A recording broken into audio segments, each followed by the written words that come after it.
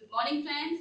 Last class में हमने पढ़ा था वायुमंडल के संगठन के बारे में और आज हम पढ़ेंगे वायुमंडल की संरचना के बारे में। तो आइए जान लेते हैं। वायुमंडल की संरचना को जानने के लिए उसको 5 मंडलों और 5 परतों में विभाजित किया गया है। वो कौन कौन सी परतें हैं या मंडल हैं? वो है सौरमंडल, समताप मंडल, मध्य मंडल, आयनमंडल और बाह्य मंडल। अब इन पांचों परतों को, पांचों मंडलों को हम इस डायग्राम के आधार पर पढ़ेंगे। तो देखिए, सबसे पहले हम सौरमंडल के बारे में जान लेते हैं। सौरमंडल वायुमंडल की सबसे निचली परत होती है और ये सबसे घनी परत होती है। अगर हम इसकी ऊंचाई की बात करें तो ये ध्रुवों पर 8 से 9 किलोमीटर और विषुवत रेखा पर 16 से 18 किलोमीटर तक पाई जाती है। कुल मिलाकर सौरमंडल की जो ऊंचाई होती है वो 18 किलोमीटर तक होती है। अब अगर सौरमंडल की बात करें तो इसकी सबसे महत्वपूर्ण जो बात होती है, इसकी जो विशेषता है, सबसे महत्वपूर्ण जो विशेषता है वो ये है कि सौरमंडल में मौसम संबंधी सभी घटनाएं घटित होती है, जैसे आंधी, तूफान, बिजली का चमकना, बादलों का गरजना, जलवाष्प, धूलकण आदि सभी मौसम संबंधी घटनाएं सौरमंडल में ही घटित होती है। और इसकी सबसे महत्वपूर्ण बात यह है कि इसको हम जीवनदायिनी परत बोलते हैं। क्यों बोलते हैं? क्योंकि जितने भी जीवित प्राणी हैं वो सौरमंडल में ही रहते हैं। अब इसमें अब सौरमंडल की एक और विशेषता यह है कि इसमें संवहनीय धाराएं चलती हैं। संवहनीय धाराएं क्या होती हैं? जो जब धाराएं गर्म होकर धातु से धाराएं गर्म होकर जब ऊपर की ओर, मतलब जो वर्टिकल, जब वो हवाएं चलने लग जाती हैं और ऊपर की तरफ उठने लग जाती है तो उनको संवहनीय धाराएं बोलते हैं। तो संवहनीय धाराएं सौरमंडल में ही चलती हैं। अब हम बात कर लेते हैं क्षोभ सीमा के बारे में। क्षोभ सीमा समताप मंडल और क्षोभ मंडल के बीच 1.5 किलोमीटर मोटी एक परत होती है। ये परत एक अस्थायी परत होती है। ये मौसम के हिसाब से बदलती रहती है। अगर हम इसकी ऊंचाई की बात करें, क्षोभ सीमा की ऊंचाई की बात करें तो ये ध्रुवों पर 6 किलोमीटर और विषुवत रेखा पर इसकी तिगनी पाई जाती है, मतलब 18 किलोमीटर ये विषुवत रेखा पर पाई जाती है। क्षोभ सीमा की क्या विशेषता है कि इसमें तापमान गिरना बंद हो जाता है। दूसरा, इसमें जो क्षोभ मंडल में जो संवहनीय धाराएं चल रही थी वो भी इसमें चलना बंद हो जाती है। क्षोभ सीमा की एक ये विशेषता है कि इसमें समताप मंडल और क्षोभ मंडल दोनों मंडलों की विशेषता पाई जाती है। ये था क्षोभ सीमा। अब हम बात कर लेते हैं समताप मंडल के बारे में। समताप मंडल की जो खोज है वो 1992 में तिड्रोस डी बोल ने की थी और इसका नामकरण किया था। क्या नाम रखा था? समताप मंडल। अगर हम समताप मंडल की ऊंचाई की बात करें तो ये 20 किलोमीटर से लेकर 50 किलोमीटर तक हमारे वायुमंडल में पाई जाती है। अब इसकी ऊंचाई की बात करें तो ये कहाँ पर कितनी पाई जाती है? तो ये ध्रुवों पर इसकी ऊंचाई ज्यादा पाई जाती है और विषुवत रेखा पर इसकी ऊंचाई कम पाई जाती है। कभी कभी क्या होता है, विषुवत रेखा पर तो इसकी ऊंचाई कभी कभी लुप्त भी हो जाती है। और समताप मंडल की क्या विशेषता है? समताप मंडल में ओजोन परत पाई जाती है। 25 से 50 किलोमीटर तक एक ओजोन गैस की एक मोटी परत होती है जिसको हम ओजोन मंडल भी कहते हैं। इसमें तापमान समान रहता है। समताप मंडल में तापमान समान रहता है, इसलिए इसको समताप मंडल बोला जाता है। समताप मंडल में तापमान के समान होने का रीजन क्या होता है? जो ओजोन गैस है वो सूर्य से आने वाली पराबैंगनी किरणों को अपने में अवशोषित कर लेती है, जिससे क्या होता है, ना तो तापमान बढ़ता है ना तापमान घटता है, उससे तापमान समान रहता है। अब हम बात करते हैं समताप सीमा के बारे में। समताप सीमा समताप मंडल की ऊपरी या बाहरी सीमा होती है।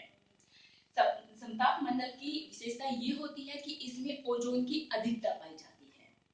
समताप सीमा में ओजोन की अधिकता पाई जाती है।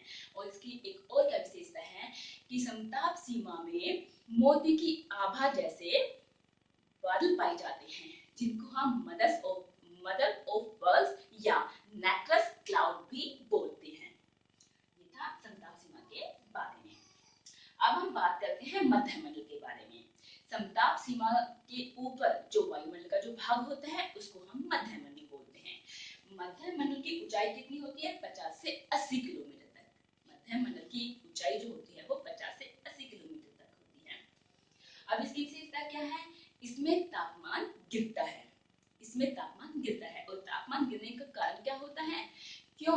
ये धरातल से जो परत होती है ये ज्यादा दूरी पर होती है, एक ये कारण होता है। दूसरा, इसमें ओजोन गैस जैसी गैसों का अभाव होता है।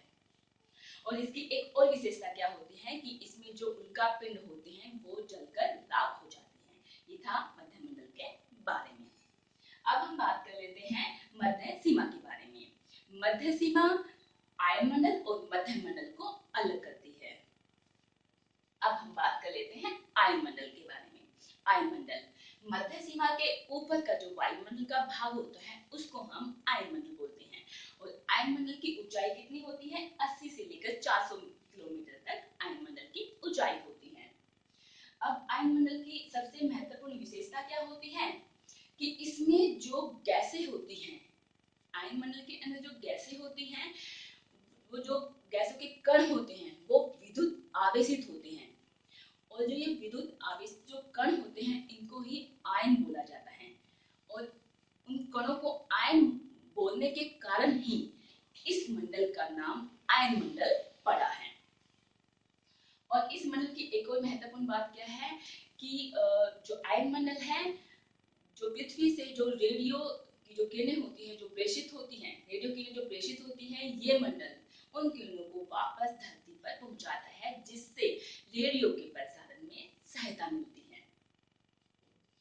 इस मंडल में तापमान बढ़ता है, इस मंडल में तापमान बढ़ता है। और आयन मंडल की और एक महत्वपूर्ण बात क्या होती है कि जो सूर्य से आने वाली जो हाई एनर्जी जो रेज होती है, सूर्य से आने वाली हाई एनर्जी रेज जो होती है वो आयन के साथ क्रिया करती है, आयन के साथ क्रिया करती है। और जो आयन होते हैं वो इतने एक्साइट हो जाते हैं, वो इतने उत्तेजित हो जाते हैं कि वो एक अद्भुत रूप में चमकने लग जाते हैं। आपने सुना होगा कि ध्रुवों पर लाल रंग का प्रकाश पाया जाता है, ध्रुवों पर लाल रंग का प्रकाश पाया जाता है, जिनको हम ध्रुवीय ज्योति बोलते हैं। वो इसी कारण होता है, जब ये आयन सूर्य की हाई एनर्जी को के साथ क्रिया करते हैं तो चमकने लग जाते हैं। वही ज्योति आपको ध्रुवों पर, उत्तरी और दक्षिणी ध्रुव पर दिखाई पड़ती है, जिसको हम उत्तरी ध्रुव ज्योति और दक्षिणी ध्रुव ज्योति के नाम से जानते हैं। अब हम बात कर लेते हैं बाह्य मंडल के बारे में। बाह्य मंडल वायुमंडल की सबसे बाहरी मंडल होता है, बाहरी परत होती है। लेकिन अंतरिक्ष से ये वायुमंडल की सबसे फर्स्ट परत या मंडल होता है। और यह परत मतलब बाह्य जो मंडल है, जो बाह्य मंडल है वो एक प्रोटेक्टिव फर्स्ट लेयर होती है जो पृथ्वी को बचाती है। किन से बचाती है? मेट्रोइड और एस्ट्रॉइड से बचाती है। और कॉमिक रेज होती है जो पृथ्वी के लिए हानिकारक होती है, उनसे ये बाह्य मंडल बचाती है। और इसकी महत्वपूर्ण बात क्या है कि बाह्य मंडल में सैटेलाइट लगाए जाते हैं। सैटेलाइट को हिंदी में क्या बोलते हैं? कृत्रिम उपग्रह बोलते हैं।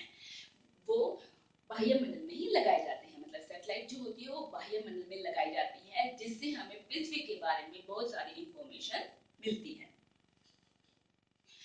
इसकी और एक क्या विशेषता है कि बाह्य मंडल में बहुत ज्यादा तापमान पाया जाता है। वो तापमान इतना अधिक होने का रीजन क्या होता है कि जो सूर्य की जो पराबैंगनी किरणें होती है उसको डायरेक्ट मिलती है। बाह्य मंडल में सूर्य की पराबैंगनी जो किरणें होती है वो डायरेक्ट मिलती है। इससे इसका जो तापमान है, जो दिन का तापमान जो नापा जाता है वो होता है 1700 डिग्री सेल्सियस। इसकी एक और विशेषता है, दिन के समय तो ये बहुत हाई टेम्परेचर होता है और रात के समय इसमें यहाँ का मौसम ठंडा होता है।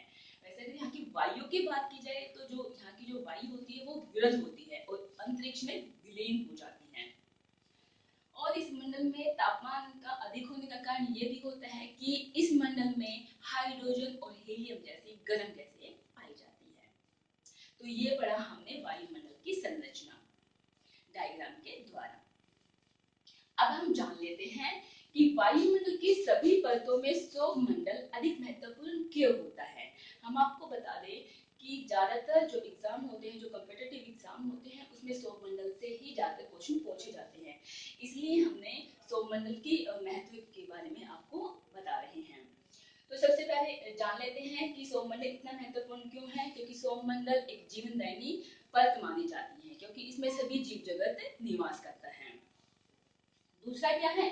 दूसरा ये है कि इसमें मौसम संबंधी सभी घटनाएं घटित होती हैं जो हमारे जनजीवन के लिए आवश्यक है।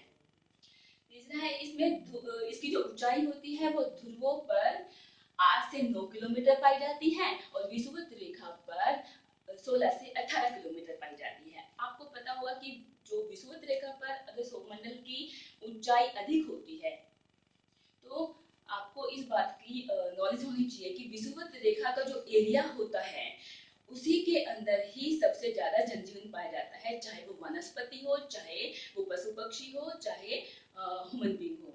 सभी की ज्यादातर प्रजातियां विषुवत रेखा के एरिया में ही पाई जाती है और विषुवत रेखा के पास ही सौरमंडल की जो मोटाई है, जो ऊंचाई है, वो अधिक होती है। अब आगे देख लेते हैं। जो सौरमंडल है, सौरमंडल में 165 मीटर की ऊंचाई पर जाने पर 1 डिग्री सेल्सियस टेम्परेचर डिक्रीज हो जाता है, मतलब 1 डिग्री सेल्सियस तापमान गिर जाता है। इसे तापमान की सामान्य ह्रास बोला जाता है। अब देखिए धूलकण एंड जलवाष्प की मौजूदगी। सौरमंडल ही एक ऐसा मंडल होता है, एक ऐसी परत होती है जिसमें 100% जलवाष्प और धूलकणों की मौजूदगी होती है, जो हमारे जीवन के लिए और इस वायुमंडल के लिए बहुत ज्यादा महत्वपूर्ण होता है, जिनके बारे में हम पहले फर्स्ट वाली वीडियो में हम आपको बहुत ज्यादा इनके महत्व के बारे में बता चुके हैं, धूलकण और जलवाष्प के बारे में। अब हम बात करते हैं वायुमंडल गैस के कुल द्रव्यमान।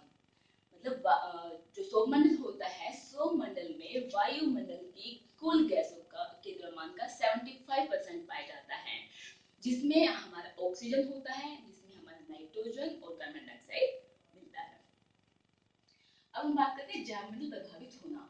मतलब सौरमंडल जो होता है उससे जैवमंडल प्रभावित होता है। कैसे कि जो सौरमंडल है उसमें संवहनीय धाराएं चलती हैं, उसमें मौसम संबंधी घटनाएं घटित होती हैं। इससे क्या होता है, जो हमारा जैवमंडल की जो पारिस्थितिकी जो तंत्र होते हैं वो प्रभावित होते हैं, इसलिए भी सौरमंडल महत्वपूर्ण होता है। उसके बाद देखिए संवहनीय परत और वायु के ऊर्ध्वाधर संचरण के कारण बादलों का निर्माण होना। सौरमंडल का एक महत्व ये भी है कि सौरमंडल में ही संवहनीय धाराएं चलती है, जो हमारे बादल बनना, वर्षा होना के लिए महत्वपूर्ण होता है। इसमें क्या होता है, हवाएं जो होती है वो ऊर्ध्वाधर चलती है, मतलब वर्टिकल चलती है, वर्टिकल मूवमेंट होता है, एयर का वर्टिकल मूवमेंट होता है सौरमंडल के अंदर, जिससे बादल बनते हैं और उसके बाद वर्षा होती है।